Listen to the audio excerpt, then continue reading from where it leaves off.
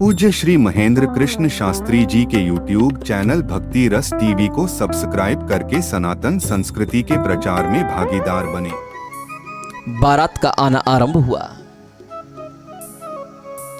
निरीक्षिष्यामि प्रथमं मुने त्वं गिरिजापतिं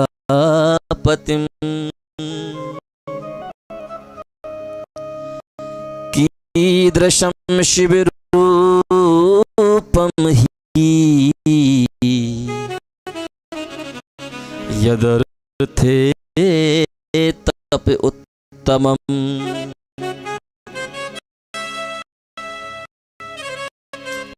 जैसे बारात का आना आरंभ हुआ, सबसे पहले उस बारात में ऋषि मुनि आए। ऋषि मुनियों के ललाट पर दिव्य तेज को जैसे मैना ने देखा तो दिव्य तेज को देख करके मन में विचार करने लगी, शायद यही मेरे दामाद हैं। मेरी बिटिया कितनी पुण्यवान है, कितनी भाग्यवान है कि इतना सुंदर तेजोमय उसको वर मिला। नारद जी से मैंने ने पूछा, क्यों गुरुदेव, क्या मेरी बिटिया का होने वाला वर इन्हीं में से कोई है क्या? नारद जी ने कहा, मां बिल्कुल नहीं। बोले, ये बारात में तो ऋषि मुनि है। मैंने ने सोचा कि जब ये ऋषि मुनि इतने सुंदर हैं तो फिर मेरा दामाद कितना सुंदर होगा। अब तो मैना का उत्साह बढ़ने लगा। जब ऋषि मुनियों की संख्या परिपूर्ण हुई, उसके बाद बारात का दूसरा दल आया। उसमें वरुण भगवान को देखा, श्याममय कांति को देख करके हा मैना तो गदगद हो गई। मैना ने कहा, गुरुदेव ध्यान से देखो, ध्यान से देखो, कि यही मेरे दामाद हैं क्या? नारद जी ने कहा, नहीं, ये तो वरुण देव हैं। मैना ने कहा, बाप रे, ऋषियों से ज्यादा सुंदर वरुण, तो निश्चित है कि इनसे भी ज्यादा सुंदर हमारे दामाद होंगे। वरुण जी के बाद अग्निदेव आए। अब अग्निदेव वरुण देव से भी ज्यादा सुंदर। अग्निदेव की सुंदरता देखी, अब तो मैंने कहने लगे, मुझे तो पूर्ण विश्वास हो गया कि यही मेरे दामाद हैं। बोले, ये नहीं है। बोले, तो अग्निदेव है। मैंने कहा, ऋषियों से सुंदर वरुण, वरुण से सुंदर ये अग्निदेव, तो फिर हो सकता है कि मेरे दामाद तो इनसे भी ज्यादा सुंदर होंगे। उनके पश्चात 49 मरुत आए बारात में। परसों के दिन 49 मरुतों की कथा सुनी थी ना।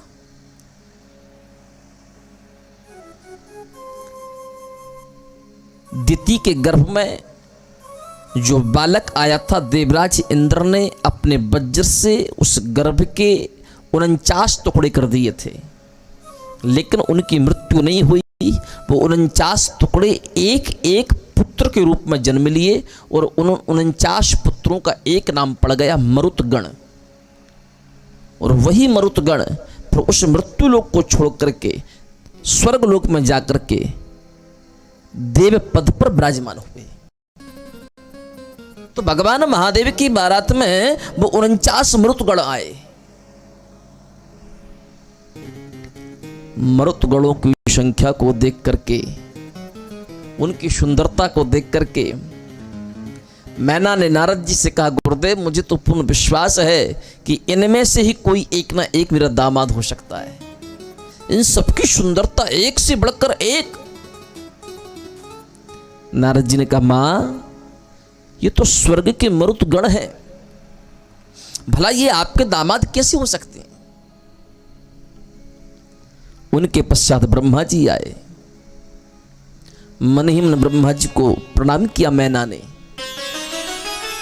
फिर भगवान श्री हरि विष्णु आए।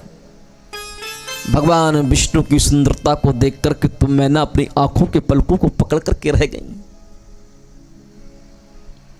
क्योंकि पूर्णेन्दु सुंदर मुखादरविंद नेत्रात् कृष्णात् परम किमपि तत्त्वमहं न जाने।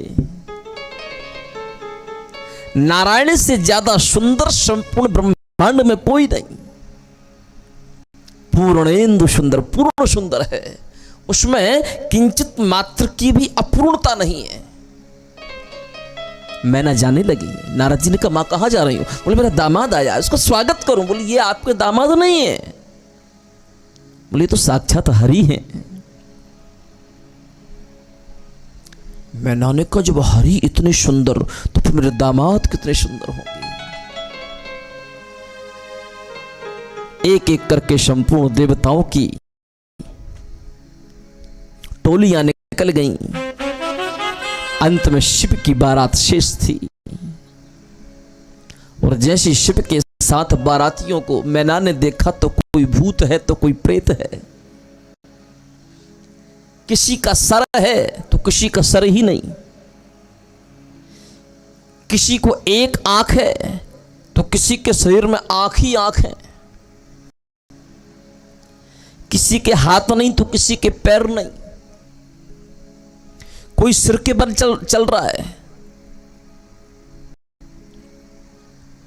किसी किसी के शरीर में तो हजारों हाथ ही हाथ हैं, पैर दिखते ही नहीं। शिव की बारातों में कुछ बाराती ऐसे भी थे, देखते थे आगे की ओर, चलते थे पीछे की ओर।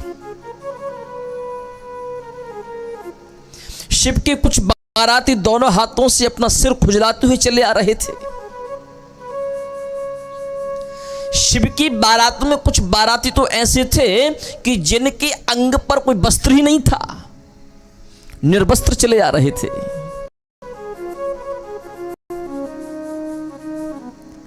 और जैसे मैना ने शिव के बारातियों को देखा तो मैना का दिमाग खराब। बाप रे, ये कहां से चले आ रहे हैं भूत प्रेत पिशाच। और जैसे शिव जी के स्वरूप को देखा, गले में सापन की माला, मुंडों की माला, संपूर्ण शरीर में भस्मी रमाए हुए थे, बाघांबर धारण किए हुए थे, जिनकी जटाओं में गंगा जी सुशोभित थी, जिनके मस्तिष्क पर चंद्रमा सुशोभित था। और जैसे भस्मी से युक्त, मुंडों की माला से युक्त शिव के रूप को देखा, अब तो मैना मूर्छित होकर के जमीन पर गिर पड़ी। और जैसे मैना की मूर्छा खुली, नारद जी ने कहा, मां क्या हुआ? मैना ने कहा कि मेरी तो किस्मत फूट गई। मैंने तो सोचा था कि मेरी बिटिया के लिए इतना सुंदर दामाद मिलेगा, इतना सुंदर दामाद मिलेगा, लेकिन आज मुझे ऐसा लग रहा है कि ना जाने मैंने और मेरी बिटिया ने पिछले जन्म में ऐसे कौन से पाप किए थे, जिन पाप की वजह से ऐसा अमंगलकारी भेष धारण करने वाला दामाद मिला है, बर मिला है। मैं ना रूठ गई, बोले ये विवाह मुझे मंजूर नहीं है। नारद से कहा कि जाओ उनसे कह दो कि बारात लौटा करके ले जाएं,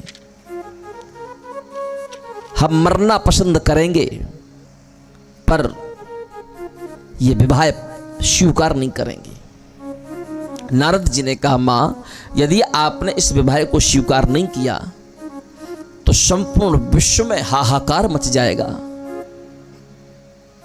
क्योंकि मांगलिक कार्य में यदि नकारात्मक सोच आ जाए तो प्रभु मांगल कार्य अमंगलकारी हो जाता है। इसलिए विवाह तो करना पड़ेगा। मैना ने कहा बिल्कुल नहीं, स्वयं जहर खा लूंगी, अपनी बिटिया को जहर खिला दूंगी, लेकिन ऐसे अवगढ़दानी के साथ अपनी बेटी के विवाह नहीं करूंगी। मैंने तो सोचा था कि शिव का सुंदर स्वरूप होगा, लेकिन तुमने जैसा कहा था ये वैसा ही है। ना मेरी बिटिया की सास है, ना मेरी बेटी के ससुर हैं, ना मेरी बेटी को रहने के लिए घर है, ना मेरी बेटी को छुपने के लिए छत है। मैं ऐसे भिखारी के साथ अपनी बिटिया का विवाह नहीं कर सकती। मैना ने प्रतिज्ञा कर ली। अब तो देवर्षि नारद दौड़े दौड़े भगवान शिव के पास पहुंचे। भगवान शिव से कहा, प्रभु हमने तो आपसे पहले ही कहा था कि बड़ी मुश्किल से झूठ बोल बोल के हमने तुम्हारी ये सगाई पक्की कराई है। वैसे तो दुनिया में तुमको कोई पूछने वाला था नहीं, लेकिन जैसे तैसे तुम्हारा संबंध जुड़ गया है, तो कम से कम थोड़ा सा अच्छा सा मेकअप करके आ जाते। कौन सा मेकअप करके आए हो? हुआ बोले, मैं तो शमशान की भस्मी को अपने अंग पर सुशोभित करता हूं, शमशान की भस्मी को ही लगा करके तो आया हूं। मैंने अपने श्रृंगार में क्या कमी रखी? बोले, इसकी जरूरत नहीं थी। बोले, यहां तो आपके सुंदर स्वरूप की आवश्यकता थी। त्यम शिवम सुंदरम, शिव सत्य है, शिव सुंदर है, शमशान वाला शिव नहीं। बोले, यहां पर तो अमरनाथ वाला, कैलाश वाला शिव चाहिए। बोले, अभी भी कुछ नहीं बिगड़ा, आप चाहो तो अभी भी सुंदर श्रृंगार करके आप आ सकते हो। यदि सुंदर श्रृंगार करके आप आ गए तो जो बात बिगड़ने वाली है ना, नारद जी ने कहा कि हम उस बात को संभाल लेंगे। मद बचा सूयताम नाथा तथं त्वमर्हसि। हे प्रभु, आपसे मेरी प्रार्थना है कि संपूर्ण त्रिभुवन ये विवाह हास उपहास बनकर के ना रह जाए, इसलिए आप अपना भेष परिवर्तन करके ही बारात में आए।